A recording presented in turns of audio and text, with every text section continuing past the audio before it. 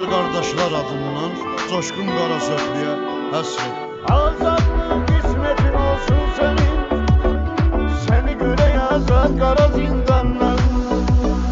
Gürcüstandır, Qarasöktür məskənin, Coşkun hörmətin, dəyərin var sənin. Yaxşılığından hörmət qazanansan, mərd ürəklisən, hünərli cavansan. Yaxşılığından hörmət qazanansan, mərd ürəklisən, hünərli cavansan. Hünərindən ucaltmısan adını, Allah eyləsin sənin imdadını. Qarasökün iftixarısan Coşkun, hər zamana qasarısan Coşkun.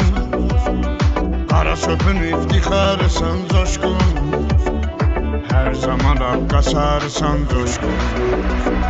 Fəxr edirik səni kimi oğlandan, yaşayırsan dəyərli adsandan. Azadlıq qismətin olsun sənin, səni görək azad qara zindandan. Azadlıq qismətin olsun sənin, səni görək azad qara zindandan.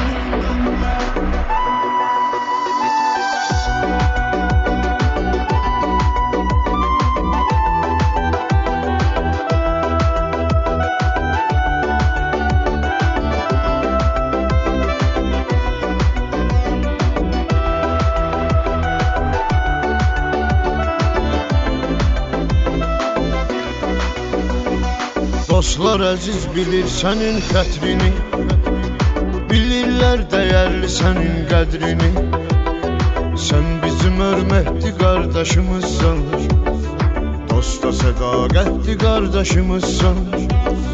Sən bizim hörmətli qardaşımızsan, dosta sədaqətli qardaşımızsan.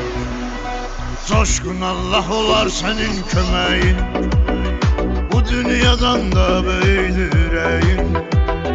Qarasöklü Coşkun ürəyimizdir, dostumuzdur hər an gərəyimizdir.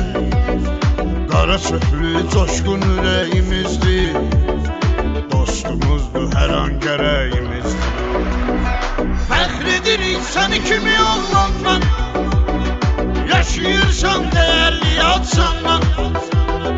Azadlıq qismətin olsun sənin, səni görək azad qara zindandan. Azadlıq qismətin olsun sənin, səni görək azad qara zindandan.